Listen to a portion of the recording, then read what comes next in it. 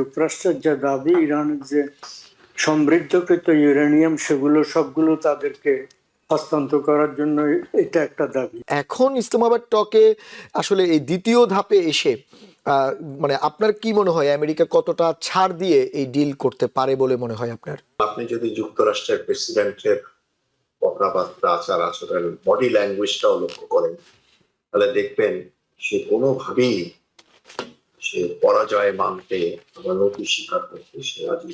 Iran কিন্তু মানে বলছে যে এদেরকে ট্রাস্ট করতে পারছি না আমরা, তাদের নির্ভরযোগ্যতা বিশ্বাসযোগ্যতার এখানে সংকট আছে। ডোনাল্ড ট্রাম্প একা ইজ লাইক এ মার্কিন যুক্তরাষ্ট্র। উনি চাচ্ছেন যে ওনার যে ইগো ওনার যে ইগো এবং ওনার যে প্রশাসনের যে ইগো, ওনার যে ভাইস প্রেসিডেন্ট তার যে ইগো, তাদের কথাবার্তা শুনলে আপনি দেখবেন যে তারা যেটা চাচ্ছে সেটা হচ্ছে ইরানকে কমপ্লিটলি একটা স্বাধীন দেশ, সার্বভৌম রাষ্ট্র, তার অস্তিত্বকে বিলীন করে দিতে। ডেডলাইনের আগে ডিল, আপনি কি মনে করেন ডেডলাইনের আগে ডিল হতে পারে? একটু কষ্টকর হবে, কিন্তু মোটামুটি একটা হয়তো কথাবার্তা হচ্ছে, দুই পক্ষের উপরে চাপ আছে। যুক্তরাষ্ট্রের উপরে আন্তর্জাতিক বিভিন্ন মহলে যুক্তরাষ্ট্র মানে চাচ্ছে ইরানের থেকে, যুক্তরাষ্ট্রের যে দাবি ইরানের যে সমৃদ্ধকৃত ইউরেনিয়াম সেগুলো সবগুলো তাদেরকে হস্তান্তর করার জন্য এটা একটা দাবি। ইরান বলছে যে এরকম কোনো কথাই হয়নি। যাই হোক, যুক্তরাষ্ট্র বলছে এটা একটা। আর একটা হচ্ছে আমরা যা শুনেছি বিভিন্ন পত্রপত্রিকায়, সে দেশের যে তাদের মিসাইল এবং অন্যান্য অস্ত্রশস্ত্র মেকিং এর যে ক্যাপাসিটি সেগুলো বন্ধ করে দিতে হবে সব, এই আর কি। তো ইরান সেগুলোতে রাজি হবে বলে মনে হচ্ছে না।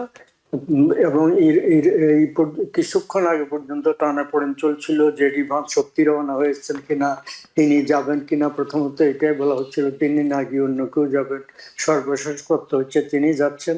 সেই সাথে প্রেসিডেন্টের জামাতা এবং প্রেসিডেন্টের একজন দূত, তিনি ম্যানহাটানের একজন রিয়েল এস্টেট ব্যবসায়ী উইটকফ, রাশিয়ার সাথে তিনি যুক্তরাষ্ট্রের হয়ে কথাবার্তা বলছেন ট্রাম্পের বিশেষ দূত হিসাবে, তার জামাতা কুশনার, এরা সহতা যাচ্ছেন ভান্স। তো এরা সহ এই ভ্যান্স ছাড়া এই দুইজন সহ এর আগে ইরানের সাথে যে 2 দফা কথাবার্তা হচ্ছিল, কথাবার্তার মধ্যখানে আবার যে হঠাৎ করে আক্রমণ শুরু হয়ে গেল ইরানে, সে সময় কিন্তু এই 2 ব্যক্তি আলাপ আলোচনা জড়িত ছিলেন। তখন মনে করা হচ্ছিল যে একটা আলোচনা হবে, এটা যুদ্ধবিরতির আগের কথা, যুক্তরাষ্ট্রের আক্রমণের আগের কথা। তো এখন কি হয় বলা মুশকিল। পাকিস্তান চেষ্টা করছে, পাকিস্তানের সামরিক বাহিনীর, সশস্ত্র বাহিনীর প্রধান আর্মির প্রধান জেনারেল আসিম মুনির, ফিল্ড মার্শাল আসিম মুনির, তিনি ইরানে গিয়েছিলেন, তাদেরকে অনুরোধ করে এসছেন আবার ডেলিগেশন পাঠানোর জন্য। ইরান কিন্তু মানে বলছে যে এদেরকে ট্রাস্ট করতে পারছি না আমরা, তাদের নির্ভরযোগ্যতা বিশ্বাসযোগ্যতার এখানে সংকট আছে। ইরানের পক্ষ থেকে যে শর্তগুলো দেয়া হচ্ছে, ইরান যে জিনিসগুলো চাচ্ছে, বিশেষ করে তাদের যে নিউক্লিয়ারের যে প্রায় 40 বছর, ইভেন দো ওবামার আমল থেকে ধরলে 20 বছরের যে চুক্তির, সেইটি নতুন করে তারা পজ চাচ্ছে, আরো লম্বা সময় ধরে আমেরিকা চাচ্ছে, কিন্তু ইরান হয়তো সেটি চাচ্ছে না, এবং বড় অঙ্কের ক্ষতিপূরণও চাচ্ছে ইরান। যেমন আমেরিকা হয়তো আপনার 20 বিলিয়নের মতো রাজি হচ্ছে, কিন্তু ইরানের আশা এর চেয়ে বেশি। এরকম ছোট ছোট কিছু শর্ত রয়েছে। তো প্রশ্নটা হলো এই জায়গায় যে এর আগে আমরা পাকিস্তান ইসলামাবাদ টক দেখলাম, এখন ইসলামাবাদ টকে আসলে এই দ্বিতীয় ধাপে এসে মানে আপনার কি মনে হয় আমেরিকা কতটা ছাড় দিয়ে এই ডিল করতে পারে বলে মনে হয় আপনার?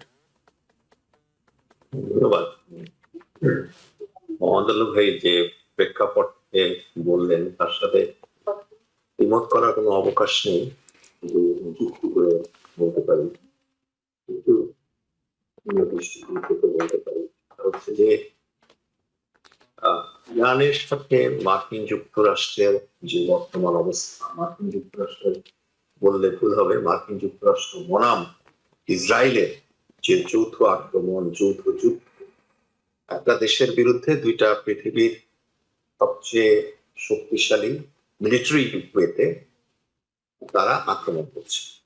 এবং আপনি যদি যুক্তরাষ্ট্রের প্রেসিডেন্টের কথাবার্তা, আচার আচরণ, বডি ল্যাঙ্গুয়েজটাও লক্ষ্য করেন, তাহলে দেখবেন সে কোনোভাবেই সে পরাজয় মানতে বা নতি স্বীকার করতে সে রাজি নয়। তার একটাই কথা যে সবকিছুতে তার জয় সুনিশ্চিত হতে হবে, তার দাবিগুলো পূরণ করতে হবে, তার অগ্রাধিকারগুলো মার্কিন যুক্তরাষ্ট্রের অগ্রাধিকার না, প্রেসিডেন্ট ডোনাল্ড ট্রাম্পের অগ্রাধিকার। যুক্তরাষ্ট্রের সাধারণ মানুষের এই বিষয়ে কিছু আসবে না, এবং হরমুজ থেকে যে তেল সেটাও মার্কিন যুক্তরাষ্ট্র কিন্তু আনছে, সেটা এশিয়া এবং ইউরোপের লোকজনরাই বেশি আনছে। তো এখানে মার্কিন যুক্তরাষ্ট্রের চাইতেও ডোনাল্ড ট্রাম্প একা ইজ লাইক এ মার্কিন যুক্তরাষ্ট্র। উনি চাচ্ছেন যে ওনার যে ইগো, ওনার যে ইগো এবং ওনার যে প্রশাসনের যে ইগো, ওনার যে ভাইস প্রেসিডেন্ট তার যে ইগো, তাদের কথাবার্তা শুনলে আপনি দেখবেন যে তারা যেটা চাচ্ছে সেটা হচ্ছে ইরানকে কমপ্লিটলি একটা স্বাধীন দেশ, সার্বভৌম রাষ্ট্র, তার অস্তিত্বকে বিলীন করে দিতে।